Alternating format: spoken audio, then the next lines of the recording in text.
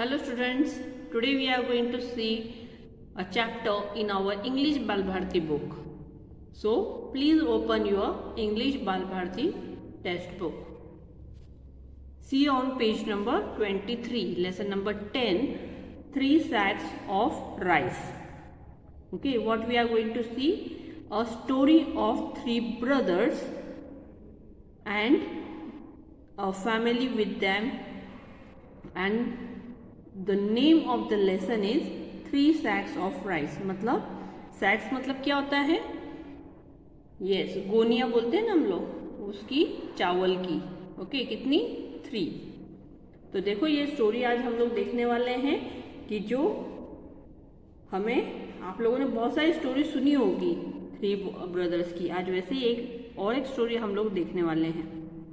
You have read many stories about 3 brothers. Usually 2 of them, the elder ones are strong, clever but unkind.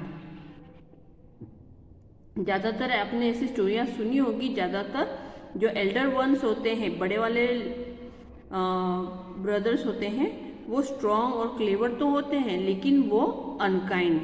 Okay, मतलब दूसरों के ऊपर उनको बिल्कुल भी दया नहीं आती, ऐसे अनकाइंड पीपल है ना. They laugh at the youngest one because he is too simple and soft hearted. वो जो अपने छोटे भाई पर हंसते थे, क्यों? तो वो बहुत ही सॉफ्ट और सिंपल रहता था और सॉफ्ट हार्टेड रहता था, है ना.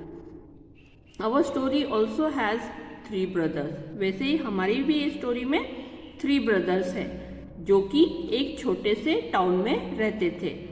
Our story also has 3 brothers who lived in a small town, but they were all 3 of them honest, kind and hard working. Underline कीजिए आप इसको. वो तीनों भी कैसे थे? Honest, kind and hard working. The elder one ran a shop.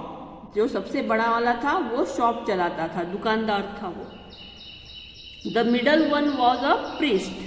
Priest मतलब जो पूजा पाठ करवाता है ना, priest, Pandit. And the youngest one has just finished his education. और जो सबसे छोटा वाला भाई था उसने अभी फिलहाल ही अपना पढ़ाई लिखाई कंप्लीट की थी, एजुकेशन कंप्लीट किया था. He had started taking up odd jobs to earn some money and learn a trade. अभी उसने अपनी पढ़ाई ख़त्म करके नए नए अलग अलग जॉब करना शुरू किया था ताकि उसको भी बाहर का समझ आए, ट्रेड के बारे में समझ आए और कुछ पैसे भी कमा सके वो.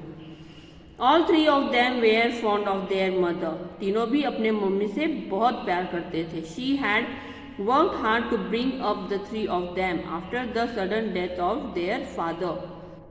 उनके पिताजी के गुजर जाने के बाद उनकी मदर ने बहुत स्ट्रगल करके तीनों बेटों को बड़ा किया था. इसलिए वो तीनों भी बेटे उनका बहुत रिस्पेक्ट भी करते थे और प्यार भी करते थे.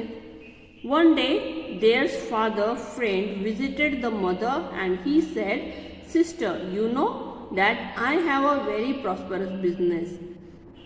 उनके पिताजी का जो एक फ्रेंड था वो एक दिन उनके यहाँ पर विजिट किया उसने और कहा, उनके माँ से कहा, सिस्टर, बहन, मेरा जो बिजनेस है वो बहुत ही प्रॉस्परस है, मतलब उसमें बहुत आमदनी है, वेल्दी पर्सन है वो, बहुत ही बड़ा बिजनेसमैन है वो. But now I am getting old. लेकिन अब मैं बूढ़ा हो रहा हूँ. And my only daughter is of a marriageable age. और अब मुझे सिर्फ एक ही लड़की है और उसकी भी अब शादी करने का वक्त आ गया है, उसकी एज हो गई है.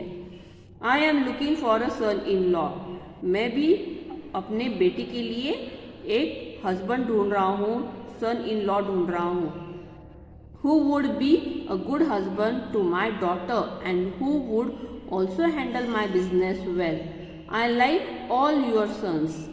मतलब मैं अपने बेटी के लिए जवाई, मतलब सन इन लॉ मतलब जवाई ढूंढ रहा हूँ और अपने बेटी के लिए एक हस्बैंड और ऐसा लड़का जो कि मेरे बिजनेस को भी संभाल सके और मेरी डॉटर का एक अच्छा हस्बैंड भी बन सके.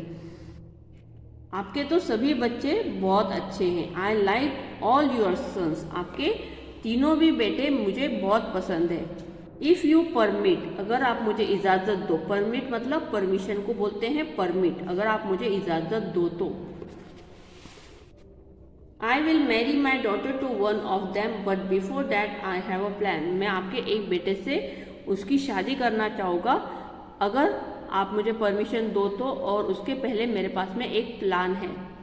ही discussed the plan with her and she agreed quite readily, और ये वाला प्लान, जो भी प्लान था वो उन्होंने अपने सिस्टर के साथ, मतलब मानी हुई बहन जो थी उनसे उन्होंने डिस्कस किया, वो जो तीनों भाइयों की मदर जो थी उनके साथ डिस्कस किया, और वो भी इस चीज़ के लिए खुशी खुशी राजी हो गई। The next day the friend went to each of the three brother one by one, दूसरे दिन फ्रेंड ने जैसे उनका प्लान था उस हिसाब से वो एक एक ब्रदर के पास एक के बाद गए। He gave them each a sack of rice, हर एक को उन्होंने क्या दिया, सैक ऑफ राइस, एक एक गोनी दी उसने, सैक मतलब गोनी दी उसने राइस की। And said my dear boy I am going away for few months and some necessary work, please look after this sack of rice till I come back, मैं अभी कुछ महीनों के लिए बाहर गांव जा रहा हूँ, जब तक मैं वापस लौट कर नहीं आऊँ तब तक आप प्लीज़ मेरे ये राइस का ख्याल रखना, चावल की जो गोनियाँ दी थी उसका ख्याल रखना, और तीनों को उन्होंने एक एक दे दी। द फ्रेंड वेंट अवे, और वो चला गया। Many months pass but he did not return, बहुत से महीने गुजर गए लेकिन वो वापस नहीं आए। I was nearly a year before a came back, it was मतलब करीबन अब साल गुजरने पे था कि वो वापस नहीं लौटे थे। ही विजिटेड मतलब करीबन एक साल के बाद वो वापस लौटे थे। कौन? उनका जो फ्रेंड था, वो जिन्होंने गोनियाँ देकर गया था ना, वो जो ओल्ड मैन था, वो तभी करीबन एक साल के बाद वो वापस लौटा, और सबसे पहले वो सबसे बड़े बेटे के पास गया। He visited the eldest brother first, the eldest brother welcomed him and gave him a small purse full of money, उन्होंने बहुत अच्छे से स्वागत किया और एक पर्स जिसमें कि पैसे भरे हुए थे वो उनको लौटाए। Uncle you had left a sack of rice with me, आपने मुझे एक सैक ऑफ राइस दिया था। After a few months I was worried that it may get spoiled, कुछ महीनों बाद मुझे लगा कि वो स्पॉइल हो जाएंगे, मतलब खराब हो जाएंगे, इस चीज़ की मुझे चिंता थी। Therefore I sold the rice to my customer, इसलिए मैंने वो अपने कस्टमर को बेच दिए। Here's the money I got, please accept it, ये उसी से पैसे आए हुए हैं और प्लीज़ आप ये ले लो।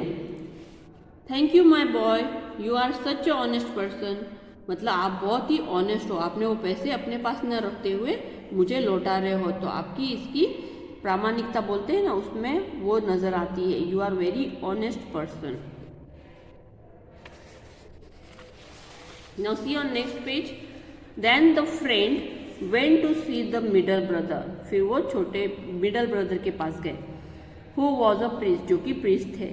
The priest greeted him with joy and affection, प्यार से उन्होंने उनका स्वागत किया। He said uncle remember you have left a sack of rice with me an year ago, करीबन एक साल पहले आपने मुझे एक सैक ऑफ राइस दिया था अंकल, आपको याद है?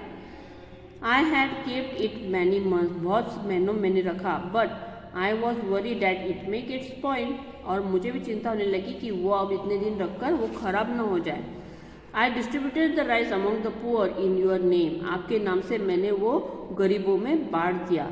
दे all blessed you for satisfying their hunger, और उनकी भूख संतुष्ट होने की वजह से उन्होंने आपको बहुत सारे ब्लेसिंग दिए हैं। However I did that without your permission and I am willing to pay you back for rice, और ये वाली चीज़ मैंने आपके परमिशन के बिना की, इसलिए मैं उसके पैसे आपको देना चाहता हूँ। Know my sir you acted wisely, आप बहुत ही वाइजली एक्ट किया है, तो कोई बात नहीं, मुझे पैसे नहीं चाहिए। And kindly the blessing that I got from the poor people are enough for me, जो उनकी दुआएं मुझे लगी है वही मेरे लिए काफ़ी है, गरीब लोगों की दुआएं जो मेरे साथ आई है वो मेरे लिए काफ़ी है। Please don't even think about the money any more, और पैसों के बारे में आप वापस से कुछ सोचना भी मत। When the friend went to visit the youngest son, he to welcome him with love and respect. बहुत ही प्यार से और रिस्पेक्ट से अब थर्ड वाला जो सबसे छोटा वाला बेटा था उसके पास गए, जब उन्होंने भी उनका स्वागत बड़े ही प्यार और इज्जत से किया. बट ही सेड दैट, पर उन्होंने क्या कहा, he had a confession to make, मतलब मुझसे एक गुनाह हुआ है और उसके लिए मैं आपसे उस गुनाह की कबूली करना चाहता हूँ. उसको बोलते हैं कन्फेशन करना. The sack of rice was lying with me for long time, मतलब बहुत दिनों तक मेरे पास में आप एक सैक ऑफ राइस दिया था और वो बहुत दिन मेरे पास में पड़ा था. तो मुझे एक आइडिया आई. But then I had an idea, I often go to neighbouring farm to help with the work. मैं हमेशा ही मेरे नेबर के फार्म में उनको हेल्प करने के लिए जाता था. I borrowed an unused plot of land from the farmer. उनके पास में एक प्लॉट था लैंड का और वो वाले जगह पर वो कुछ नहीं करते थे, अनयूज था. तो मैंने उनसे वो बोरो कर लिया, मतलब कुछ दिनों के लिए ले लिया.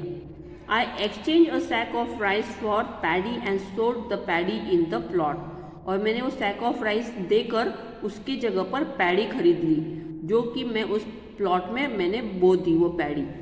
Fortunately the crop grew well and yielded 25 sack of rice. और इसी वजह से और उस दौरान मतलब इतनी अच्छी साथ दी मुझे क्लाइमेट ने भी कि वो वाला क्रॉप बहुत अच्छा उगा है. और करीबन वो एक सैक, मतलब जो मैंने पैडी डाली थी, राइस की पैडी बोलते हैं, तो उसकी वजह से मुझे करीबन उसका जो मुनाफा हुआ है, जो सैक ऑफ राइस मेरे बनने हैं, तो वो कितने हो गए हैं, 25. I have kept back 5 of the sack of sold 20 of them. मतलब 25 में से मैंने 5 रखे हैं और बाकी के 20 मैंने बेच दिए. Here's the money, if you allow I would like to keep a part of it as a sharing considering the labour and money I spend to get it all done. मतलब अगर आप बोलो तो मैं वो पैसे आपको रिटर्न भी कर सकता हूँ और कुछ पार्ट उसका कुछ हिस्सा मैं अपने लिए रखूँगा, क्योंकि मैंने उसके ऊपर मेहनत भी की है और लेबर चार्जेस भी दिए हैं. A wide smile spread on friend's face. और बहुत ही संतुष्ट वाली एक स्माइल उनके चेहरे पर आई उस ओल्ड मैन के. And he had found the future son in law. क्यों उन्होंने हंसे, इतनी अच्छी स्माइल उनके चेहरे पर क्यों आई, क्योंकि जो धंधे को एक दिन में, मतलब कुछ दिनों में जो दुप्पट चौपट कर सकता है, ऐसा सन इन लॉ किसको नहीं चाहिए.